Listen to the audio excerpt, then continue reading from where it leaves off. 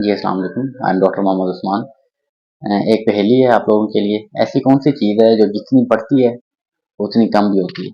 तो इसका आंसर मुझे आप लोगों ने कमेंट के अंदर बताना है। तो वीडियो शुरू करते हैं। कुछ ऐसी चीज़ें डिस्कस करनी है जिनसे आप लोगों का ब्लड प्रेशर भी कंट्रोल रहेगा, आपके जो बालों के अंदर डैंड्रफ आ जाती है वो भी कंट्रोल रहेगी, और जो आपका डायबिटीज़ होती है जिसे हम शुगर कहते हैं वो भी कंट्रोल रहेगा। तो सबसे पहले नेचुरल चीज़ है, सनलाइट है।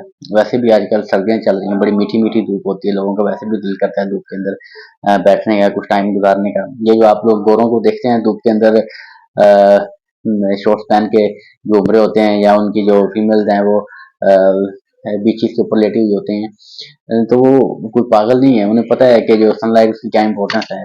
जो विटामिन डी है उसकी डायरेक्ट एब्जॉर्प्शन हो रही होती है आपकी बॉडी के अंदर, आपकी बोन्स के लिए ज़रूरी है, आपकी स्किन्स के लिए ज़रूरी है, आपका जो इम्यून सिस्टम है उसे बूस्ट अप करने के लिए ज़रूरी है। तो सर्दियों के अंदर है ना, आपने कोशिश करनी है कि कम से कम आधे घंटे तक है ना सनलाइट के अंदर रहना है आप लोगों ने। सनलाइट आपकी जो नेचुरल इम्यूनिटी है ना उसे बूस्ट अप करता है।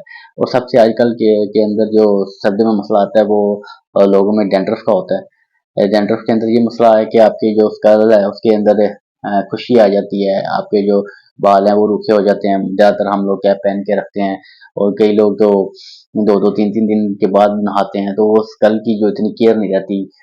ज़्यादा शैम्पू यूज़ नहीं होता, ज़्यादा लोग कई साबुन वो यूज़ नहीं कर पाते, तो उसकी वजह से स्कल की इतनी केयर नहीं रहती। जो डैंड्रफ है ना उसकी, डैंड्रफ एक्चुअली एक फंगस है, उसकी प्रोडक्शन ज़्यादा हो जाती है जिसकी वजह से व्हाइट व्हाइट नज़र आने लग जाती है। कई लोगों की होती है गर्मियों के अंदर भी, लेकिन उस टाइम वो नज़र नहीं आ रही होती। सर्दियों में खुश्की ज़्यादा हो जाती है, जो फिर जो वो जो फंगस है वो नज़र आना शुरू हो जाती है।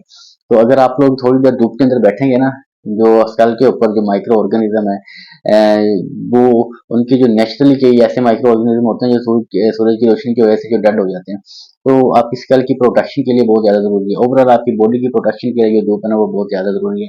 तो कोशिश करनी है आपने जो आधे घंटे तक है ना धूप के अंदर बैठना। अगर आप धूप में बैठेंगे आप इंप्रूवमेंट देखेंगे, आपकी स्कल के अंदर जो डैंड्रफ है उसके अंदर भी रिसर्चेस के अंदर ये वाली चीज़ आई हुई है कि इससे इंप्रूवमेंट होती है। आपकी जो डैंड्रफ है बिल्कुल खत्म नहीं होगी ऑब्वियसली, लेकिन ये है कि इंप्रूवमेंट होगी, पहले से काफ़ी हद तक कम हो जाएगी। बाकी तो आप लोगों को शैम्पू जो होते हैं वो यूज़ करने हैं, बाकी स्कल रेमेडीज हैं वो नहीं यूज़ करनी होती। दूसरा जो सूरज की धूप है ना उसका फ़ायदा ये होता है कि आपके जो इन्फ्लामेशन है जोड़ों के अंदर, जो सोजिश हो जाती है ना कई लोगों के, उसे कम करने में बहुत ज़्यादा हेल्पफुल होती है ये। तो ये देखें, सूरज की जो धूप है वो है भी फ्री, अल्लाह ताला की तरफ से है, तो इसके इतने ज़्यादा बेनिफिट्स हैं, तो ज़रूर उससे फ़ायदा उठाने की कोशिश किया करें। अच्छा, उसका ये होता है कि आपका अगर जो ब्लड प्रेशर ज़्यादा है, हाँ, तो उसे भी कम करने में ये हेल्पफुल होती है। इससे आपकी जो वैसोडाइलेशन है वो होती है, और आपका अल्टीमेटली जो आपका जो ब्लड प्रेशर है वो कम हो जाता है। बाकी ये है कि सूरज की रोशनी विटामिन डी का रिसोर्स होता है, तो कुछ ना कुछ टाइम सूरज की रोशनी के अंदर ज़रूर गुजारना चाहिए हम लोगों को। ये दूसरी चीज़, आजकल है ना सर्दियाँ आ गई हैं, तो जो जैसे हम ऑरेंजेस कहते हैं, किन्नू कहते हैं, तो ये है ना बहुत वैल्यूएबल है। ये आजकल आपको हर जगह नज़र भी आएँगे, लोग शौक से खाते भी हैं। बहुत कम ही लोग होंगे जो किन्नू को पसंद नहीं करते। जैसे लोग गर्मियों के अंदर आम को ज़्यादा पसंद करते हैं, इसी तरह सर्दियों के अंदर किन्नू को लोग ज़्यादा पसंद करते हैं। तो किन्नू के बहुत ज़्यादा फ़ायदे हैं। तो इसे अपनी जो लोग नहीं भी खाते ना उन्हें भी खाना चाहिए। तो सबसे पहले तो अगर मेडिकली अगर हम बात करें, तो आपका जो ब्लड प्रेशर है उसे कंट्रोल करने में ये बहुत हेल्पफुल है। आपकी अगर डायबिटीज़ है उसे डायरेक्टली एंड इनडायरेक्टली कंट्रोल करने में बड़ा इसका रोल है।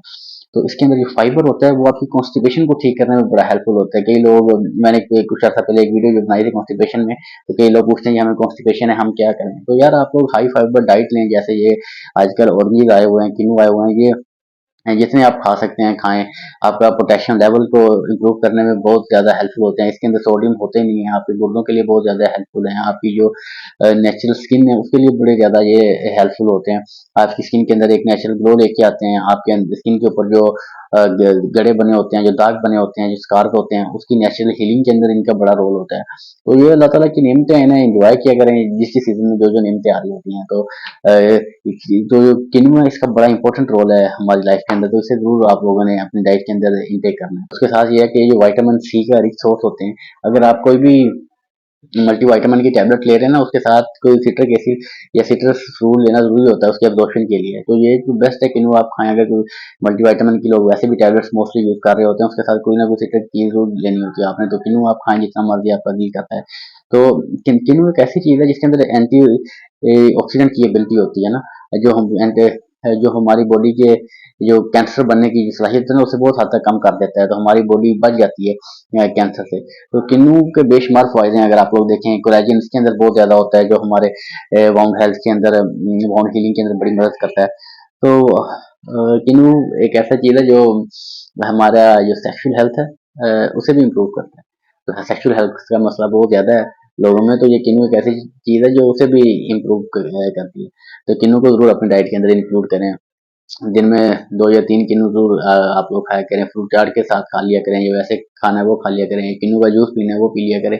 लेकिन किन्नू के जूस में एक्चुअली ये इशू आ जाता है, फिर आपके अंदर जो फाइबर है ना वो नहीं जा पाते। किन्नू आप वैसे खाएंगे तो आपका जो फाइबर इंटेक होगा वो भी ज़्यादा होगा।